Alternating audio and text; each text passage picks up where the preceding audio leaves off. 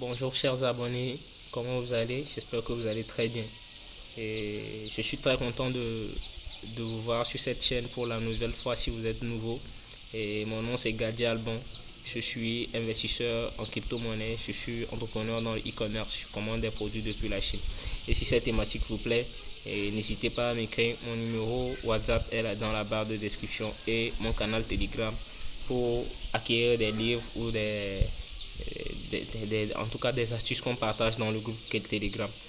Et merci beaucoup de vous abonner. Si vous êtes tombé sur cette vidéo pour la première fois, abonnez-vous, activez la cloche de notification pour ne pas rater aucune de nos nouvelles vidéos. Alors aujourd'hui nous allons parler de quoi?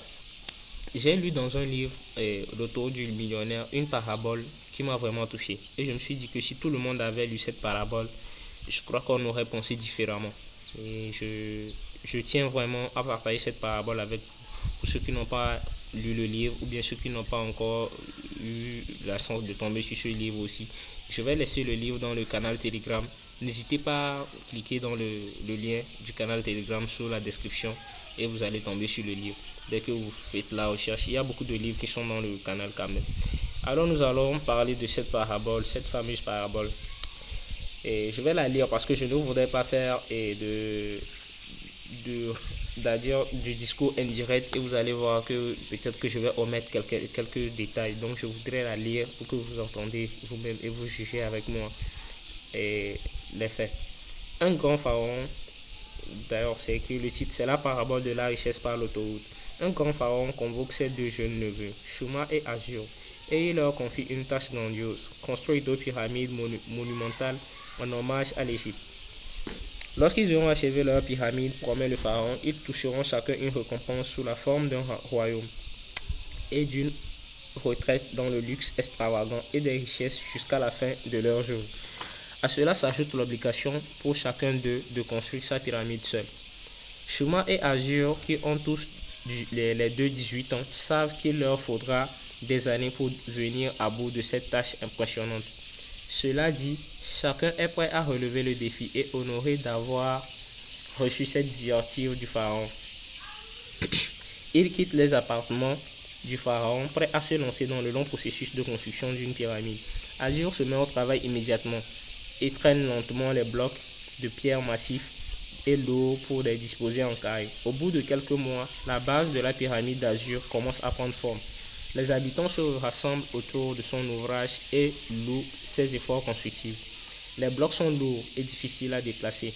Et au bout d'un an de dur labeur, les fondations carrées parfaites de la pyramide d'Azur sont quasiment en place. Mais Azur est perplexe. Le terrain sur lequel devra s'élever la pyramide de Shuma est vide. Pas une seule pierre n'a été posée. Pas de fondation, pas de marquage au sol. Rien. C'est aussi désert qu'il y en a un an quand le pharaon a passé sa commande. Déconcerté, Azur rend visite à Shuma et le trouve dans sa grange, en train de travailler d'arrache-pied sur un appareil tordu qui ressemble à une sorte d'instrument de torture. Azur s'écrie, Shuma, mais qu'est-ce que tu fais? Tu es censé construire une pyramide pour le pharaon et tu passes tes journées enfermé dans cette grange à bricoler cette machine de fou. Shuma esquisse un sourire et dit, je suis en train de construire une pyramide, laisse-moi tranquille. Azur s'esclave. C'est ça, oui. Tu as posé une pierre en un an. Absorbé dans ce qu'il faisait et pas démontré par l'accusation de son frère, Shuma rétorque alors. Azur, ta soif de richesse t'empêche de voir plus loin que le bout de ton nez. Tu construis ta pyramide et moi je construis la mienne. Tout en s'en allait. Tout en s'en allant plutôt, voilà. Autant pour moi. Azur dit sur un ton de reproche, Pharaon te fera pendre quand il découvrira ta trahison. Un an s'écoule encore, Azur a consolidé la base de sa pyramide et s'attelle au deuxième niveau. Mais un problème surgit. Azur peine dans sa progression. Les blocs sont lourds et il n'arrive pas à hisser jusqu'au deuxième niveau de la pyramide. Aux prises avec ses limites physiques, Azur reconnaît sa faiblesse. Il a besoin de développer sa force physique. Voilà. Physique pour soulever les blocs plus lourds. Il fait donc appel au conseil de Benu, l'homme le plus fort d'Égypte. Moyennant un certain tarif, Benu forme Azur pour qu'il ait des muscles plus développés et plus puissant. Quand il sera très fort, Azure se dit que les blocs plus lourds seront plus faibles à hisser jusqu'au niveau supérieur. Pendant ce temps-là, le terrain sur lequel Shuma doit construire sa pyramide est toujours vide. Azure se dit que son frère désire mourir puisque selon toutes les apparences, Shuma viole les ordres de Pharaon. Azure tire un trait sur son frère et sa pyramide inexistante. Une année s'écoule encore et la construction de la pyramide d'Azure avance maintenant à une vitesse d'escargot. C'en est décourageant. À présent, poser un seul bloc demande souvent jusqu'à un mois. Placer les blocs sur les niveaux supérieurs demande une force herculéenne. Et Azure passe la plupart de son temps à s'entraîner avec Bennu pour développer encore sa musculature. De plus, Azure dépense presque tout son argent pour se faire conseiller et se procurer les régimes particuliers qui exigent sa préparation physique. Azure estime qu'au rythme où vont les choses, il lui faudra encore 30 ans pour achever sa pyramide. Imperturbable, Azure fanfaronne. Après 3 ans, j'ai de loin dépassé mon frère. Il n'a pas encore posé une seule pierre, le fou. Et puis, voilà un jour, alors qu'il était en train de hisser un lourd bloc jusqu'au sommet de sa pyramide, Azure entend une grande agitation en provenance de la place du village. Les habitants qui observent régulièrement l'avancement de ces travaux quittent brutalement son terrain pour voir d'où vient ce tapage festif. Curieux, lui-même Azure fait une pause et va voir de quoi il retourne. Au lieu d'une foule en liesse, Shuma rencontre la place du village avec un engin de 8 mètres de haut, une machine imposante composée d'un achèvement de portiques, de roues, de leviers et de cordes. Alors que Shuma remonte lentement la rue principale au milieu de la foule enthousiaste, Azure craint de comprendre. Arrivé sur le terrain toujours vide de la pyramide de Shuma, ses doutes se confirment. En l'espace de quelques minutes, l'étrange machine de Shuma commence à déplacer les lourds blocs de pierre et à poser ses fondations et les fondations de la pyramide. Sans le moindre effort, la machine soulève les blocs les uns après les autres et les met en place côte à côte, en douceur. Miraculeusement, la machine ne demande que peu d'efforts de la part de Shuma. Un tour de manivelle pour faire tourner une roue attachée par une corde et à une poutre en porte-à-faux relié à un système d'engrenage et bingo, les gros blocs sont déplacés rapidement comme par magie. Alors qu'il a fallu 1 an à Azure pour construire les fondations de sa pyramide, Shuma pose les fondations de la sienne en 1 semaine. C'est encore plus choquant pour le deuxième niveau sur lequel Azure a tant peiné. La machine de Shuma fait le travail 30 fois plus vite. Elle met 2 jours à faire ce qui a pris 2 mois à Azure. En 40 jours, Shuma et sa machine accomplissent ce qu'Azure a fait en 3 ans. Et la seule à la sueur de son front. Azure est anéanti. Il a passé des années à soulever de blocs pendant que Shuma construisait une machine pour le faire à sa place. Au lieu de faire le même, Azure fait le serment de devenir plus fort. Je dois réussir à soulever des blocs plus lourds. Azure poursuit son dur labeur pour construire sa pyramide pendant que Shuma continue d'actionner la manivelle de sa machine. Au bout de 8 ans, Shuma achève sa pyramide. Il a 26 ans. 3 ans pour construire le système et 5 ans pour en récolter les bénéfices. Le grand pharaon est satisfait et tient sa promesse. Il le fait roi et le couvre de richesses. Shuma n'a plus à travailler un seul jour de sa vie. Pendant ce temps, Azure continue de traîner comme il a toujours fait. Soulever des blocs, perdre du temps et de l'argent pour devenir plus fort. Soulever des blocs et devenir plus fort. Hélas, Azure refuse de reconnaître le défaut de sa stratégie et endure la même vieille routine de porter les blocs de pierre lourds jusqu'à ne plus pouvoir, puis devenir plus fort pour réussir à soulever des blocs plus lourds. Cette technique qui s'impose aveuglément mène Azure à une vie de labeur. Il n'achève jamais sa pyramide que le pharaon lui avait demandé, simplement parce qu'il a décidé de soulever lui-même les lourds blocs alors qu'il aurait dû se concentrer sur un système qui l'aurait fait à sa place. Azure meurt d'une crise cardiaque alors qu'il atteint le 12e niveau de sa pyramide, à seulement 2 niveaux de la fin. Il ne connaîtra jamais les grandes richesses promises par le pharaon. De son côté, Shuma prend sa retraite avec 40 ans d'avance dans un univers de luxe. Profitant de son temps libre, il finit par devenir l'un des plus grands savants d'Égypte et un inventeur accompli. Il est enterré aux côtés de Pharaon dans la pyramide même qu'il a construite. Alors c'est la fin de l'anecdote ou bien c'est la fin de l'histoire.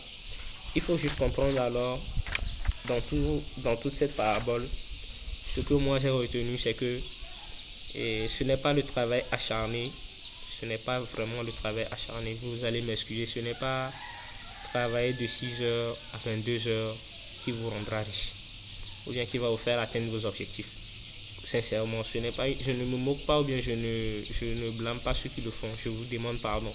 Excusez-moi, essayez de me comprendre. Mais c'est la pure vérité d'après ce que nous avons lu dans cette anecdote.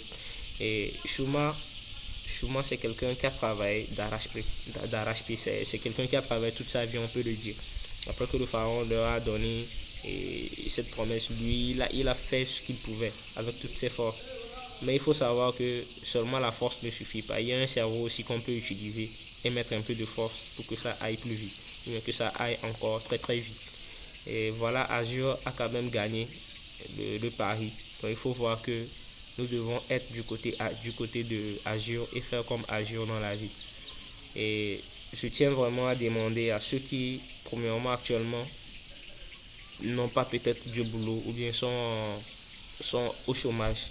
Excusez-moi pour le terme, mais ce n'est pas encore la fin du monde. C'est le moment même de bâtir son réseau, bien de bâtir, et comment ils appellent ça, et sa machine comme Azure. C'est le moment, ce n'est pas une affaire de je n'ai pas encore eu de boulot donc je dois encore rester à la maison. Donc je vous en prie, bâtissons notre système. L'autre fois j'étais avec un ami, l'ami me disait qu'il a commencé par faire des chips.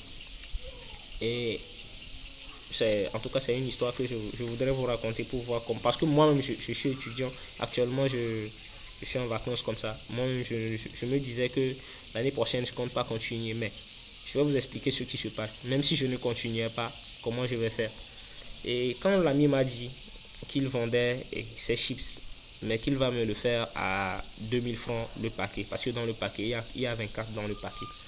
Donc, il va me faire ça à 2000 francs. Donc, si moi je vends le paquet, moi j'ai. Et plutôt à 1800. Au lieu de 2000, il va me faire à 1800.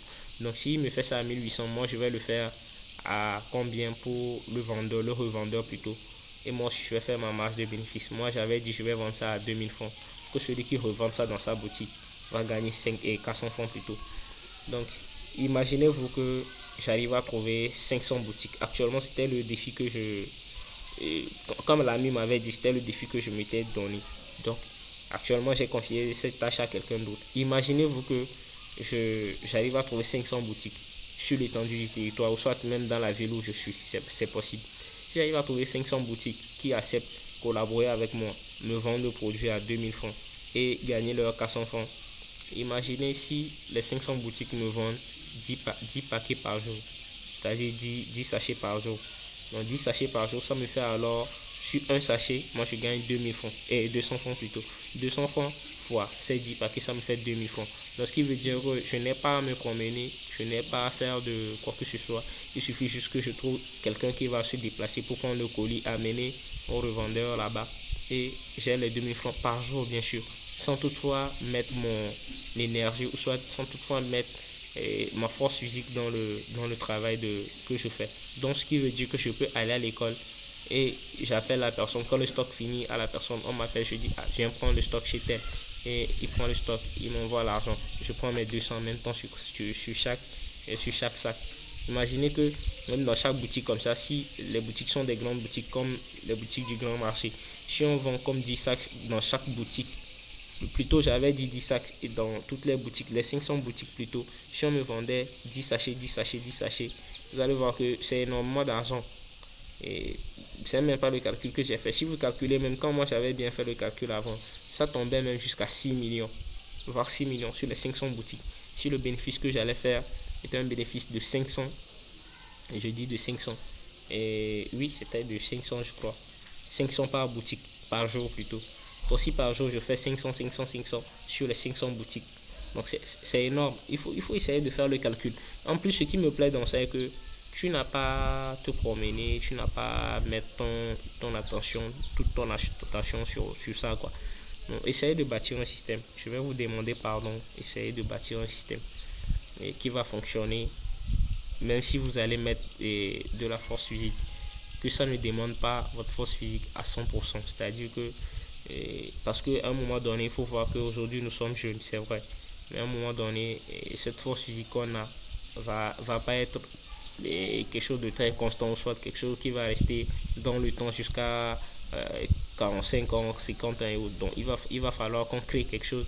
En ce moment, alors, si c'est que vous avez créé un système comme ça qui vous permet d'apprendre, d'aller à l'école, disons comme ça, ou bien d'apprendre, même si c'est pas d'aller à l'école, d'apprendre quelque chose, de se spécialiser dans un domaine donné. Et maintenant, lorsque vous aurez peut-être ces gens d'âge où la force physique, vous n'aurez pas vraiment cette force physique, vous pouvez maintenant jouer sur vos diplômes, vous voyez, sur votre connaissance. Ouais, votre connaissance va vous ouvrir des portes, ou soit maintenant vous permet de créer encore des sources de revenus encore plus lucratifs que ce que vous étiez en train de faire. Donc je vous en prie, et c'est pour cela que j'ai fait cette vidéo. Si vous êtes tombé sur cette vidéo pour la première fois, je vous demande de vous abonner et de réfléchir quand même à bâtir un système. Je vais faire une autre vidéo pour vous parler des 5 systèmes que j'ai retrouvés dans ces genres de lectures qui m'ont ouvert quand même l'esprit sur comment bâtir des systèmes. Je vais parler dans une autre vidéo. N'hésitez pas à vous abonner, à activer la cloche de notification pour le suivre. Peace out alors.